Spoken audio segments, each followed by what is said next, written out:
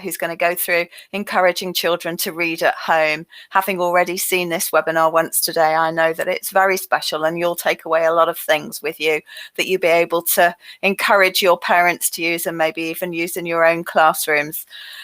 We would encourage you to use the chat box, so please do, why not start typing in the box now and let us know where you are, what time of day it is with you in the country that you're in.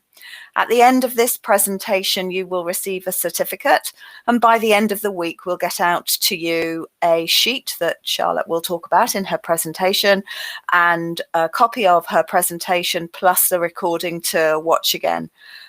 Please do start using the chat box. I can't see anyone putting something in now, so just say hello, make sure that you can hear us. Charlotte is an author and a consultant. She's traveled the world teaching, and at her heart, she is a teacher. So everything that you hear today comes from her heart and her experience. Welcome, Argentina. Enjoy the webinar. Thank you, Charlotte. Thank you so much, Amanda. Hello, everybody. We can see Cynthia's in Argentina. What time is it with you, Cynthia? Hello from Indonesia. Hi, Indonesia. What's the time? Oh, 6 a.m. Goodness me. Good morning, Elena in Moscow, or is it lunchtime with you? I guess lunchtime now. 4 p.m. in Indonesia. Wonderful. Hello, Cairo, usually about 2 hours in advance of me. So it's 10 o'clock here. I'm in Brighton in the UK. Hi, it's a nice sunny day outside. Ooh, Tamil Nadu, it is 2:30 p.m. in India. Fantastic. 12 in Moscow. Okay, I wasn't far off. Excellent. Good, good, good. So nice to see so many people here from all around the world. Toto, I did not know that. 3 time zones in Indonesia. Fantastic. Oh, hello. 3 o'clock in Almaty. Hi, Zana. Nice to meet you. 11 a.m. in South Africa. 11 a.m. in Egypt. Midday in Kuwait. One day, what I want to do is I want to get one teacher from every letter of the country, every country representing one letter of the alphabet. That's my dream. If we can do that one day, that would be amazing. So good morning, afternoon, evening, wherever you are. What I would like you to do very quickly in the chat box, what is your favorite book? Give me the title of your favorite books. Let's see if I can get some book recommendations this morning. What have you read recently that you've enjoyed? Show me. The Never-Ending Story. It's a lovely story. I've never read the book, though. I've only ever watched the film. Lovely story, though. Thank you for that, Mariam. Hello, Anastasia in Novosibirsk. Tuesday with Maury. I've never read that, Toto. Oh, Amani, Wuthering Heights. Lovely book. Lovely book. Oh, Robin Hood from Marina. Pride and Prejudice from Angeline. Anna Karenina, there we go. Wahoo! I'm sure that many of our Russian teachers will be very excited to hear you say that. Rapunzel, beautiful story. Good. Seems like I have a lovely, lovely selection of readers. Oh, The End of the Affair. What a beautiful story that is. There's Amanda. I love that book. I absolutely love that book. Ooh, Goldilocks and the Three Bears. Solid choice. I like it. Good one. All right. So our session today is all about encouraging children to read at home. Now, we all know as teachers how important reading can be. And we all know that the best way to become better at reading is to read more and more and more. The more we read, the better we get at it. It expands our vocabulary. It helps us to think about things, to learn new knowledge. Books are the key to the world. But of course, many of the people that we know, many of the students that we teach, they think of reading as being a very much a classroom activity. So our session today is what we can do to get children reading at home. And we're going to be thinking a little bit at the beginning about the difference between reading at home and reading for homework. Then we're going to spend the middle of our session thinking about what it means to generate a love of reading, and through that, being able to support parents in helping their children to read at home. Some people are saying sound is not good. If you can hear me okay, type yes. If I see that, then maybe something that you can do, Alfred, is just switch the sound off and switch it back on again. See if that helps. Good. It seems that the majority of you can hear me okay. All right.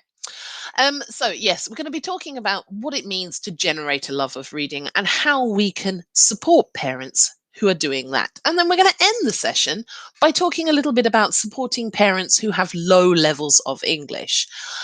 We've already seen in the chat box, we have teachers here from all around the world.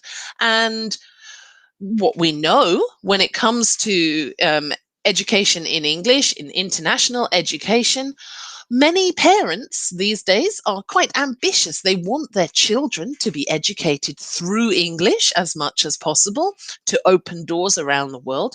But often those parents may not have had the same opportunities themselves. So often children, we find, have a better English level than their parents as they start to grow. The opportunities have changed. So how can we support parents with low levels of English so that they can support their children when they're reading at home? Right. We're going to begin this session with a little story. And it's a little story about a little girl. So I'm going to show you a picture of a little girl. She is just about ready to go into kindergarten in this picture. And this little girl in this picture, this was probably the last time you ever saw this little girl without a book. Does anybody recognize her? Any idea who this little girl is? I'll give you a clue. She's got a very similar gap in her teeth to me. It is you. Yes, it is me. That is little Charlotte. Little Charlotte. Now, little Charlotte was an early reader. I was reading independently by the time I was 3 years old, which is pretty uncommon. But my mother was a big fan of books, still is a big fan of books. She likes to read books. And with me, with her child, she would sit and read with me every single day. My grandmother was the same. She always read with me. And because of this, because I started reading early and because books were a part of my life from the very beginning, I became a passionate reader, a voracious reader. I loved books. My favorite thing to do on a Saturday was to go to the library and find a new book. Now, hello, Ratno from Indonesia. Hello, welcome. Yes, now this caused me some problems in my education. I was a child who was above level in primary school when it came to reading. When I entered primary school, I could already read much better than a 12-year-old. Now, in the 1980s in primary schools here in the UK, this was problematic. They did not know what to do with me.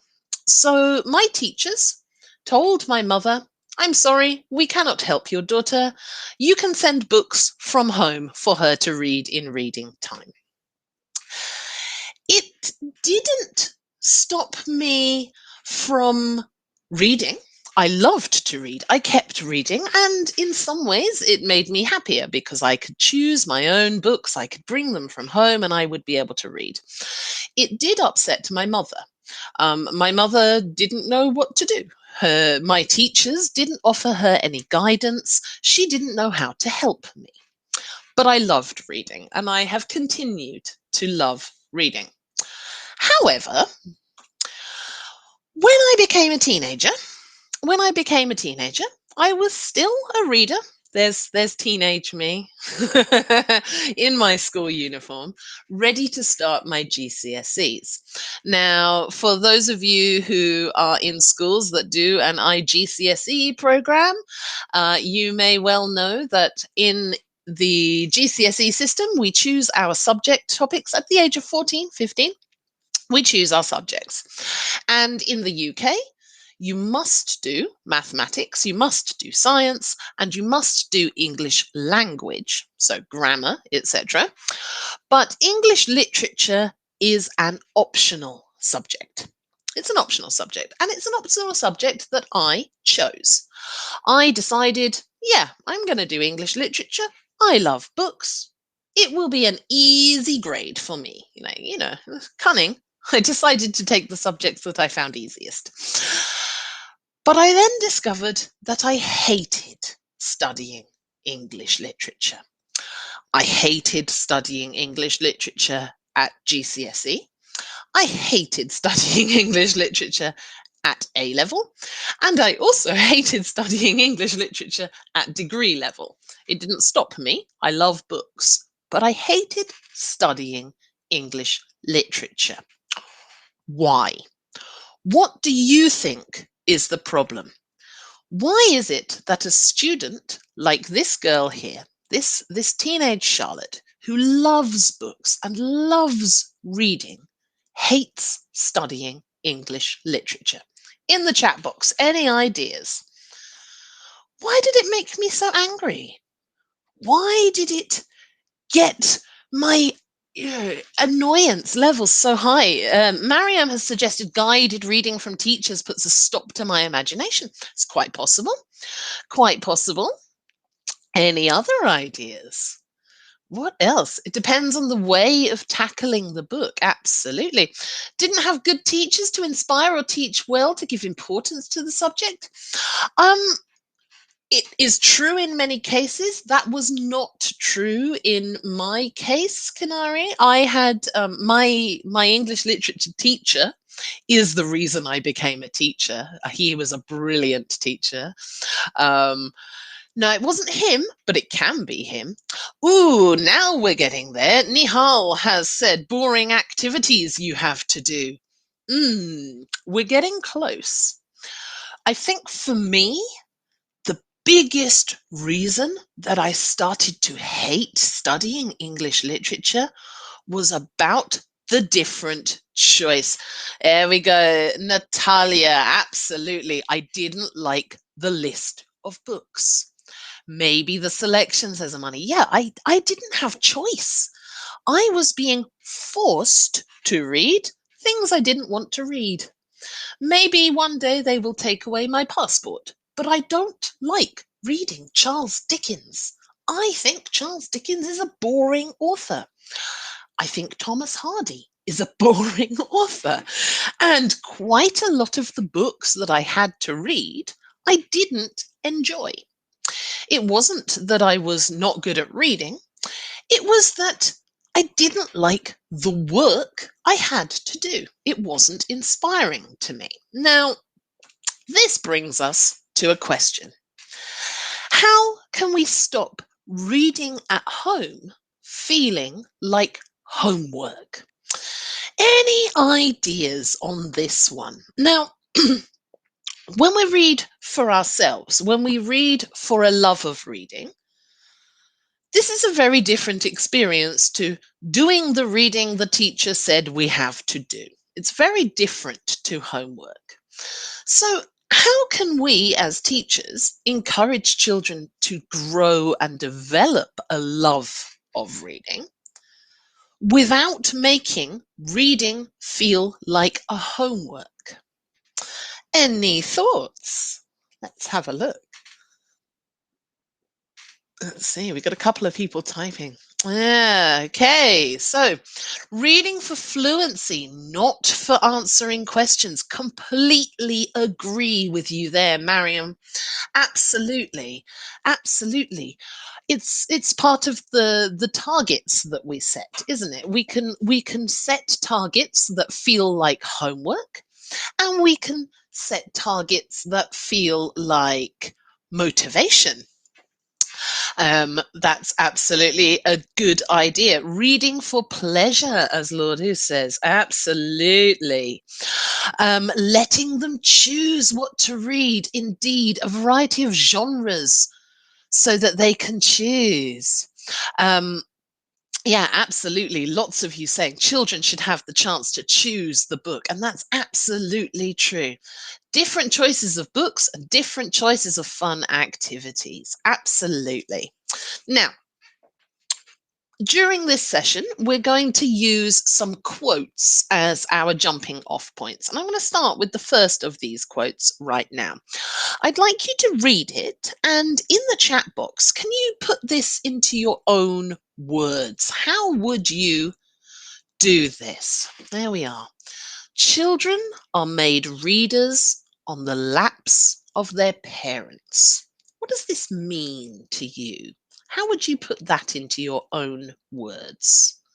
Children are made readers on the laps of their parents. So this is a quote from Emily Buchwald. She's a children's author. And this is a quote that I really agree with because certainly it was true for me. Children are made readers on the laps of their parents. Cynthia, I think that's a lovely way of doing it. Children imitate their adults. They'll read if we do. They imitate their parents, says Mariam. They copy everything we do. Amani has mentioned participation between parent and child. That's absolutely true. There's a real connection. There's an opportunity to build a real love, to have quality time together. Needy, perfect. Good reading habits of the parents fabricate that conductive environment for the children. That's so true. We talk a lot as teachers in the classroom about modeling behaviors. So, for us as teachers, it can be quite common that we have quiet reading time in our classrooms. We all sit down. Maybe you, as the teacher, have a book in your hand. You are quietly reading. All of the children in the classroom reading everywhere. We might have specific library time where we get to go to the library in the school together, to choose our books, to sit down quietly. It's a special occasion. And the same can be true at home. Encouraging parents to model that behavior. Children, as many of you have already said, they are imitating their parents. We all remember what it feels like to be told, not yet, you're not big enough, you're not old enough, you can do it when you're older. As children, we are all excited to grow up. We all have a strong motivation to do what big people do, to grow up. And if the big people around us are reading books, then reading becomes part of that inspiration as well. So, what can we as teachers say to our parents? Well, it's simple. It's exactly the same thing we say to ourselves. Encouraging parents to be a model, to pick up a book and read alongside their child, to demonstrate the value of reading. And of course, the other thing that we need to encourage parents to do is to set that book time aside, to make it a special occasion. How many of you have children of your own? When do you read with your children? Do you have any patterns in your daily lives where you have reading time? For me, sleeping times as Canary, yeah, for me it was bedtime. But also for me was Saturday mornings. And one of my favorite childhood memories is creeping into my mum's bed to read a book in a Saturday morning as the start of our day. So having special times where we can sit down and read. Bedtime and time in a car. Perfect. I was a car reader too. What is that? Ooh, not good, not good. Okay. Okay. Yes, weekends, absolutely. Setting aside that special time. So the first step is encouraging our parents to demonstrate to their children that reading is important. Oh, Toto, I bet that is the most special time. Every night we always have bedtime stories. It is the best thing. And if we can encourage parents to do this, regardless of what language they are reading in. So, bedtime reading, it doesn't matter if it's in English or if it's in the mother tongue of whichever country you are in. It still adds the same value. It still makes reading an important activity. Now, our next little quote is another favorite of mine. There is no such thing as a child who hates to read. There are only children who have not found the right book. Agree or disagree? Let's see. No such thing as a child who hates to read. There are only children who have not found the right book. I completely agree with this statement, and it seems many of you do too. So, this is a quote from a man called Frank Serafini. Frank Serafini is the professor of literacy education at Arizona State University. He's also an experienced teacher. And I think this is a very good point. And it comes back to what many of you have said at the beginning. A lot of it's about choice. It's a lot about choice. Every person has different interests. Every person has a preference. In the chat box, do you prefer fiction or non-fiction? Let's do a quick poll. I personally am on the fiction side. See, Cynthia and Marianne have joined me. They're fiction. Absolutely. My partner, my husband, he much prefers to read non-fiction books. He likes biographies and he likes to read computing books, things I don't understand. Not my idea of fun. I would rather get lost in a good story. But for some people, we like to have a choice between fiction and non-fiction. For some people, they like to have a balance of both. And the same is true for children. What about genres? What is your favorite genre of fiction? Do you like romantic stories? Do you like thrillers? Do you like crime dramas? What's your favorite? Mine is probably historical fiction. I do like a good historical fiction. Needy is a romantic at heart. Fantastic. Canary loves adventures and horror. I hate horror. But it doesn't mean that I am right and you are wrong. It just means that we have a different opinion. Fairy tales. Abiramivala. It's just fiction altogether. Anything. Give me anything. I do like a good suspense book. That's true. So absolutely, we need to be able to provide that choice. Now, if we looked at these 6 titles here, these are all taken from the Talk About Text series, a lovely, lovely series of books. We can see a range of fiction, a range of non-fiction. We can see books about history, farming then and now. We can see a science fiction story. We can see human interest about work and jobs. We can see books about recycling. And of course, How the Kiwi Lost His Wings. That's a traditional tale, a fairy tale. Offering choice. Now, all of these books will appeal to different children. A question for you, if you had to read one of these books, which one would you choose? I would choose the Kiwi because I do like a traditional tale, that's for certain. But I'd be equally interested to read about recycling, reducing waste, I think. Abirama has chosen farming then and now, as has Angeline. Lots of people interested potentially in growing their own crops. Sustainability is a very good topic at the moment. Grandpa Bruno says, yeah, Andiani. Why was that? Why do you choose Grandpa Bruno? Cynthia's picked the lizard, fancies a bit of space. The recycling one, says Needy. Absolutely. We all have different opinions. And the same is true for children. But of course, providing choice in books is not always easy for parents. They don't know necessarily which books to choose, how to find the right quality. Books in English, depending on where you are in the world, can be difficult to find for parents. They can be expensive for parents. It can be very, very challenging. So, what can we do to help parents provide children with choice? Of course, the straight answer is to make sure they have a range of books available. And that's fantastic. You know, if parents are at home and they have lots of different options for books, that's great. The kids can pick and choose. They can have them on a bookshelf. The children can go in and pick the one that they fancy the most. But it can be expensive and it can be tricky. So what can we do? Well, one thing that we can encourage with parents is book swap parties, getting parents from the class together to exchange books. We can even get the children involved so they can make recommendations to each other.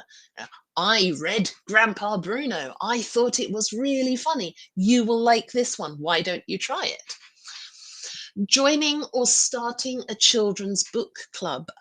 Book clubs can be created within the school, or parents can set those up together as well, encouraging children to read and to talk about the books they are reading. We think of book clubs typically as everybody reading the same book, but it doesn't have to be that way. We can have a book club that's set up thematically, for example.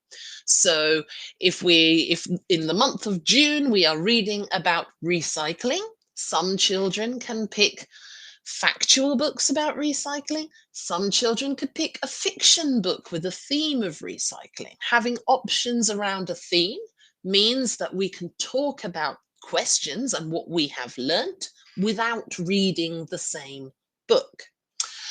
The other thing, and of course, it's sadly becoming less and less possible around the world, encouraging parents to visit public libraries. In the chat box, do you have public libraries near to your school? Let's have a quick yes-no checklist here. Yes, says Amani. No, says Mariam. Yes, yes, yes. No, no, no. Near my home. Yeah.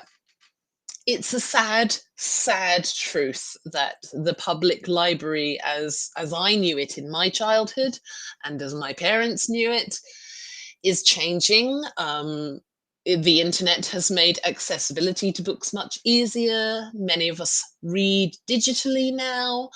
And other things, and libraries are slowly disappearing, which is the worst thing in the world, if you ask me. Encouraging parents to make use of public libraries wherever possible, and where it's not possible, making sure that the school library has an array of books. Yeah, so as Abirama has said, we have a difficult situation at the moment where we're not teaching face-to-face. Even if we are teaching partly face-to-face, most of us are not teaching 100%. So accessing the libraries and exchanging books is a challenge at the moment.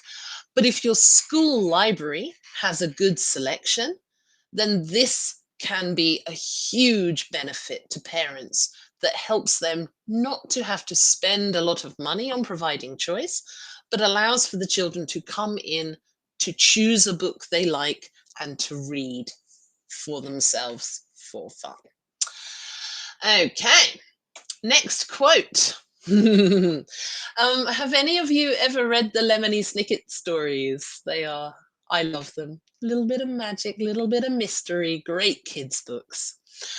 This is a quote from a Lemony Snicket book. So Lemony Snicket is a character in a book. This is spoken by a character.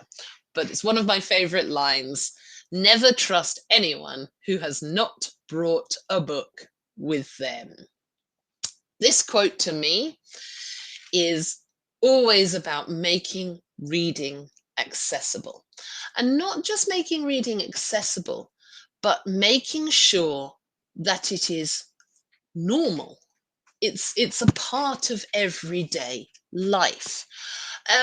Encouraging parents to pack a book wherever they are going is an amazing tool for normalizing reading.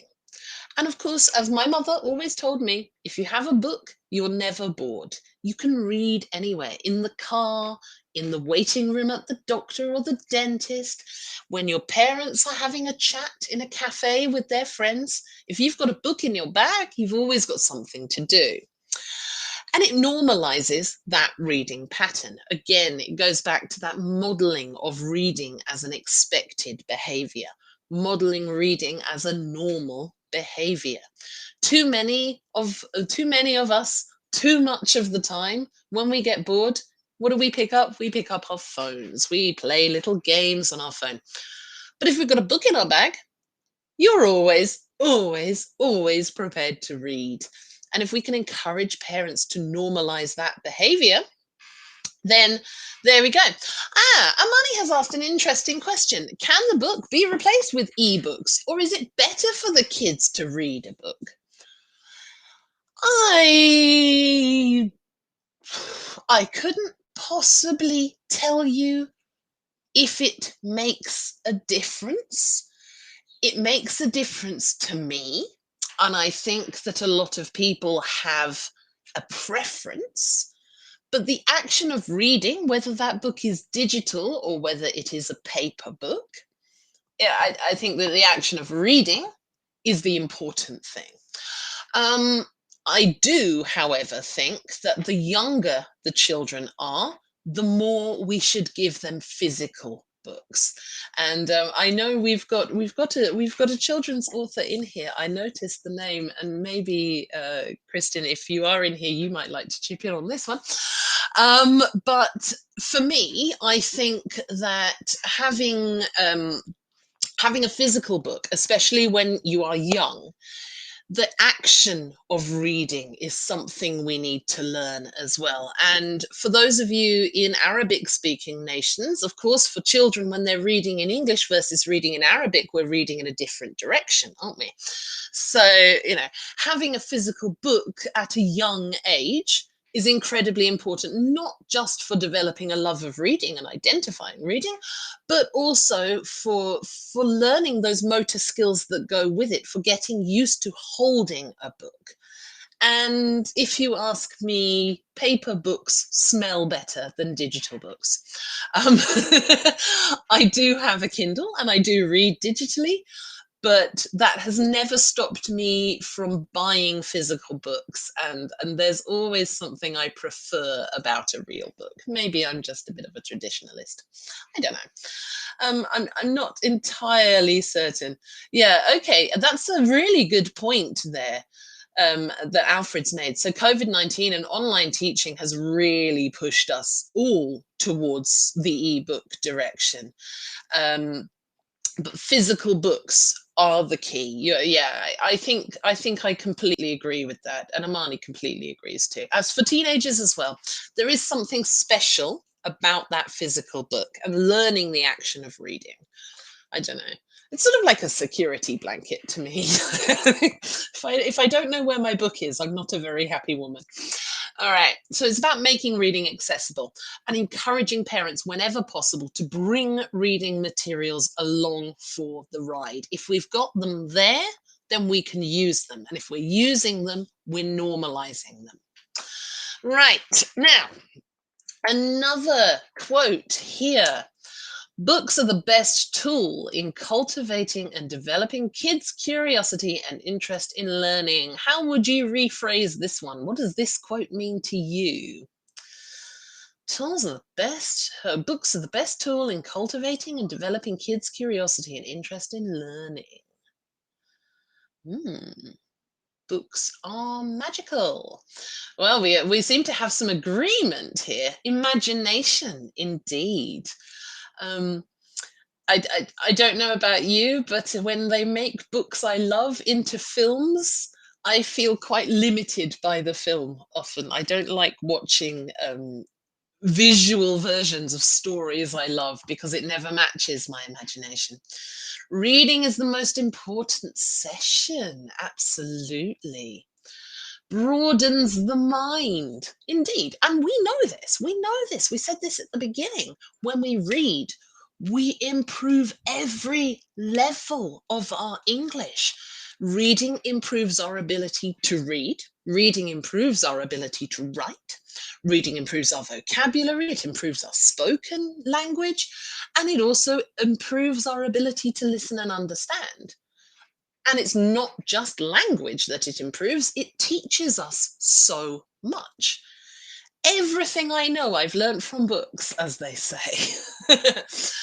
It's life-changing, says Baba. Oh, I so agree. It really is. So nice. Now, when we're talking about learning from books and building curiosity in books, we need to think a little bit about comprehension. And if those of you who have been to some of my sessions before, you may have heard me talking about levels of comprehension in reading.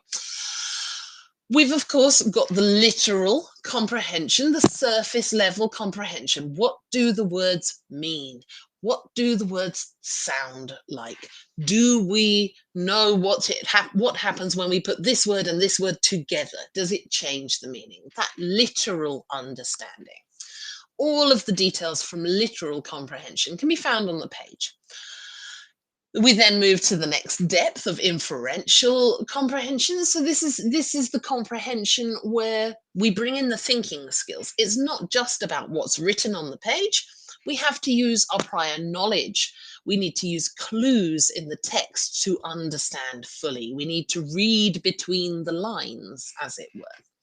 And then, of course, the next depth of comprehension on that is the evaluative comprehension, the personalized comprehension, the comprehension that goes beyond what we're reading. This is the comprehension where readers are considering what they think in relation to the text. Yeah, Astrid, that's a very useful point. And for everybody in the chat box, go and have a look at the Barrett taxonomy with reading strategies and the types of comprehension. Absolutely. Fully support. And we're not going to spend too long on this today, but it is something that is well worth reading about if you're not familiar with sort of this way of thinking about comprehension. Do go and have a look in your own time. Now, in the classroom, we as teachers work through these levels of comprehension when we're reading any text. What we want to encourage with reading at home is a shift away from literal comprehension and a move towards the inferential and the evaluative comprehension at home, because these are the parts of reading that make reading our own. They're the parts of reading that give us pleasure. When what we read on the page connects with our minds, connects with our imagination, and opens up possibilities. That's where the love of reading comes from.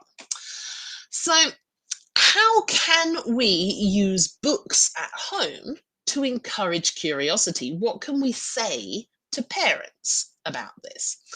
Well, firstly, we need to encourage parents to use books as a point of reference. In 2021, we all know how easy it is. When we have a question, what is the first thing we do? There's something I don't know. How am I going to learn it? I'm going to get on my computer, get on my mobile phone, and go to Uncle Google. Hi, Uncle Google, what's the answer to this question? It's quicker. It's easier. But of course, it doesn't build up the value of books. Now, if we can encourage parents to use books as a tool, to use books as a point of reference at home, children begin to think of books as a place to find answers. If we have opened up that awareness, then children will begin to use those channels. So, for example, if you meet an unfamiliar word, look it up in a physical dictionary. rather than quickly Googling it. And if we can encourage parents to do these little things, that will help the children to identify books as a resource, books as a point of reference, books as a place where answers can be found. Hugely, hugely important when we're teaching children about the love of books.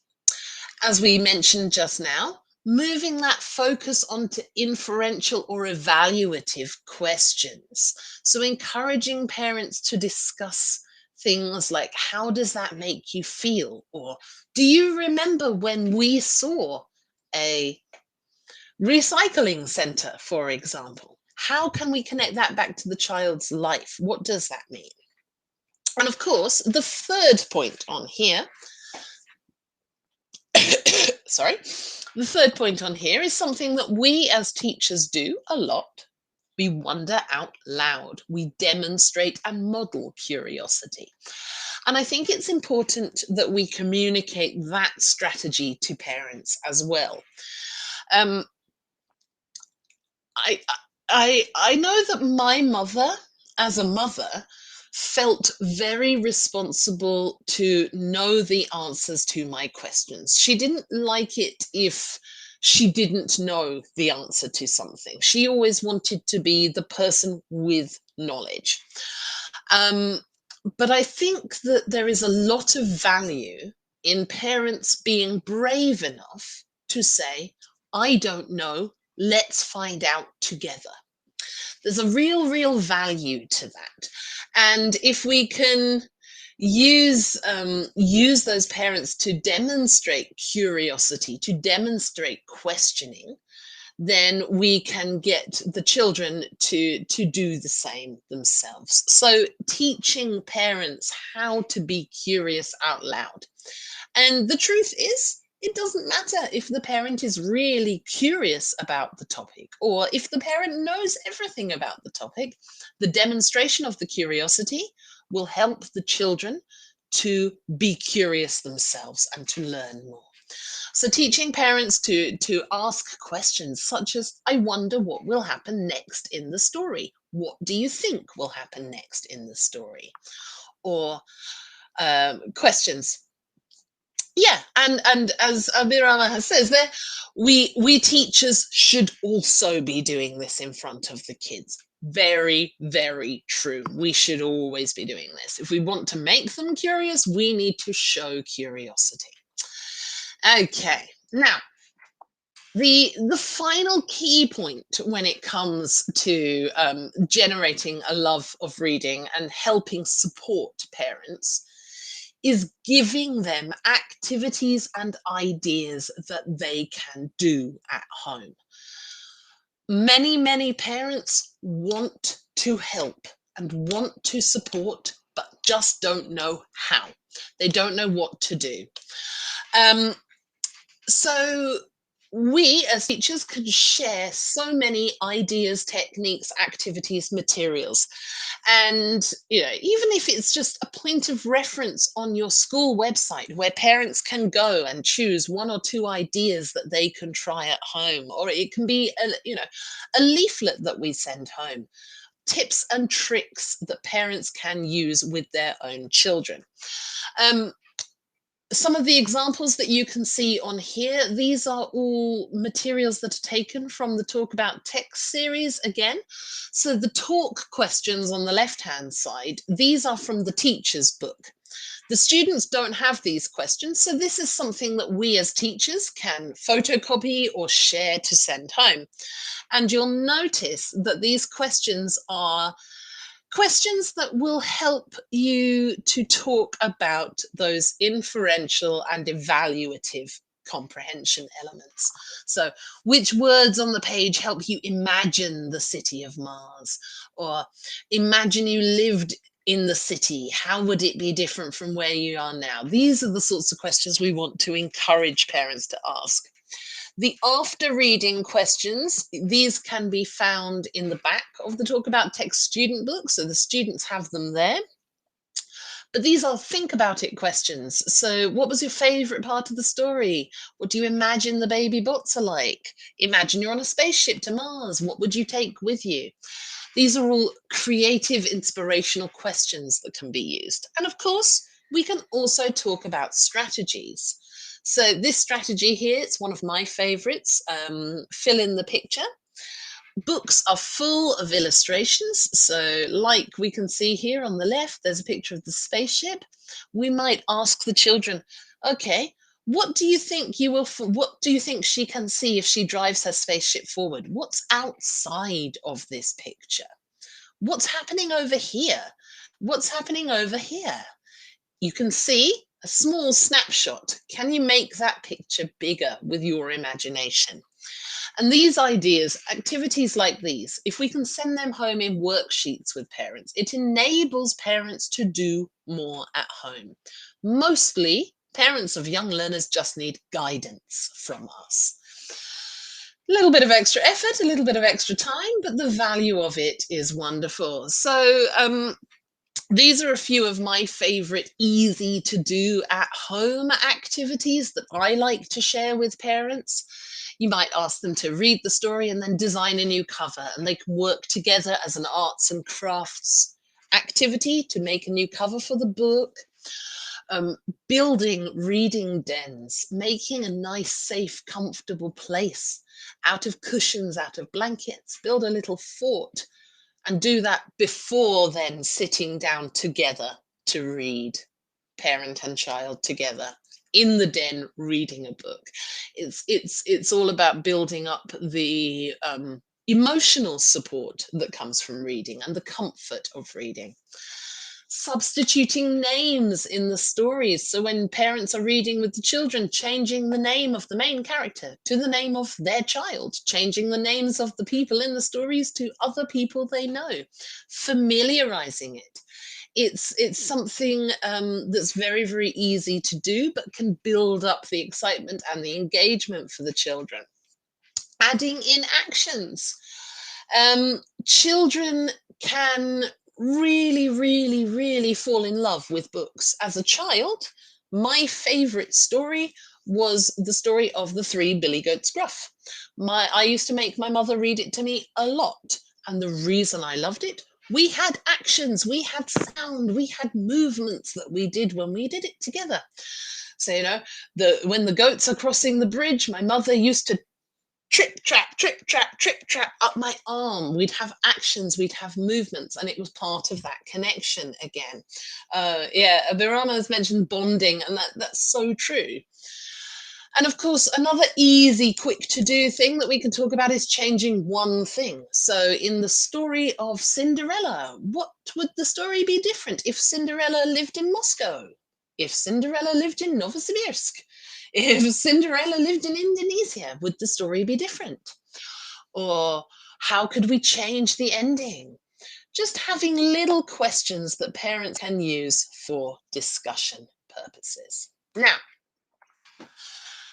supporting parents with low levels of English. I think one of the biggest challenges that we face in international schools is parents who lack the confidence, parents who think that they cannot support their child's reading in English because they don't have enough English. First thing I would recommend is to make sure that we are providing cheat sheets of useful phrases. We will send out this worksheet here to you after the session as an example, but make your own. So having topics like getting ready to read, how do I say this in English? Let's choose a book. What do you want to read? Can you read the title? What do you think the story will be? Type questions. Questions where they're talking about the story. So what can you see in the picture? Can you point to the cat? Can you point to the sun? What does this word say? What will happen next? Ending the book, types of questions they can talk about there. So did you like the book? Why not? Who was your favorite, etc. And also, especially if you're using non-fiction books, certainly many of them will have a glossary at the back. So how do we use the glossary in the book? Teaching the children how to use the book. So what does this word mean? Can you find this word in the story? What's another word for this? How do you say this in Spanish, in Arabic, in Russian? What's the English for them? The second thing that we need to remember for parents, if they don't have a high level of English, provide an L1 translation for that. Don't just give them the English phrases, teach them what they mean so that they can use them effectively. And of course, just reminding them that you don't need fluent English to read together. Encourage them just to get the child to read to them. They can ask questions in the L1 about the book, and the child can answer. Because even if the child is not using English, they are still using their comprehension and understanding skills if they answer in their mother tongue. So remind parents, if they are nervous and if they are uncomfortable, that you do not need to be fluent in English to enable the children to read with you. For just to get ahead of an idea and an understanding, how many of you feel that something like this would be beneficial to the parents of the children you teach? Is this something you're already doing? Do you provide worksheets like this already? Very, very useful tool if you don't. So, yeah, but I'm sure that for many of us, we have had this experience. Yeah, certainly when I've taught in several countries, something that you hear from parents a lot: we want to help, we don't know how. So yeah, if you're not using something like this already, I would definitely recommend that you share this sort of thing with the parents as well. Interesting. Amani says, we share these things with the students, but we're not sharing them directly with the parents. Yeah, try it. It will help this. Yeah, and we suggest them doing this, but not on paper. Fair enough. You can hold this information on public websites for the school, etc. If you have like a specific English section of your school website, then stick them in there and get the parents to download them. Right, okay, so just a little reminder of some of these. Here's a few titles here. Which one of these would you most like to read for yourself? I know I have preferences here.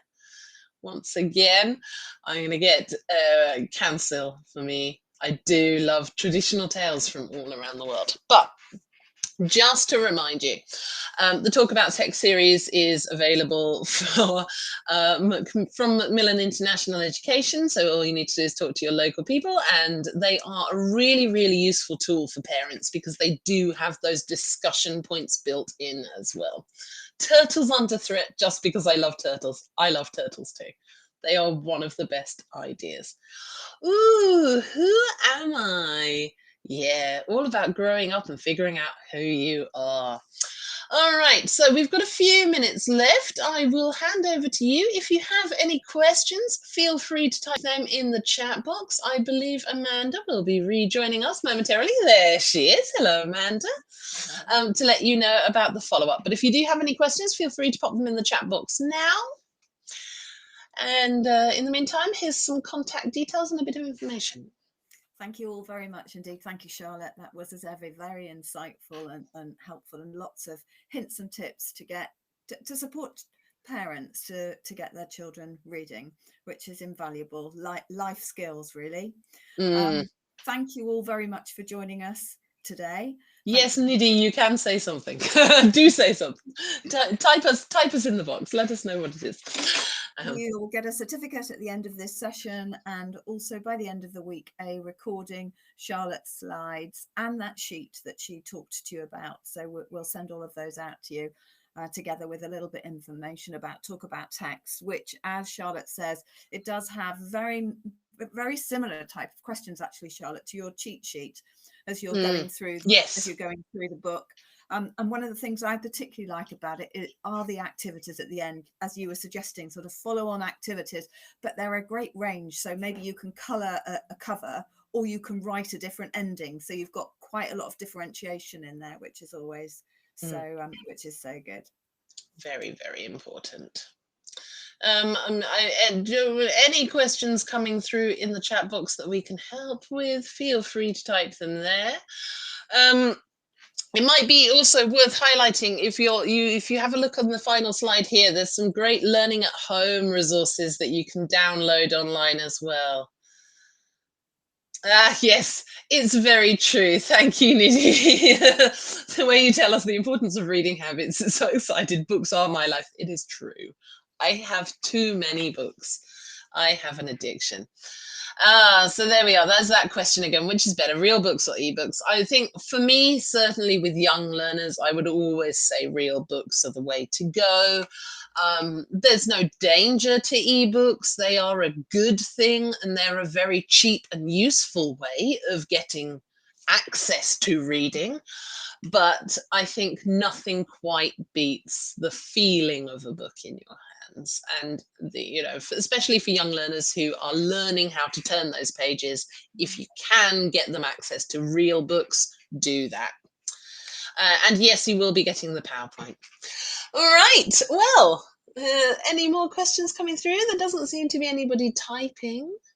Thank you all very much indeed. Thanks again, Charlotte, very much indeed. Enjoy the rest of your day wherever you are across the world. Thank you so much. Yes, thank you, everybody. Take care. Bye-bye. Bye.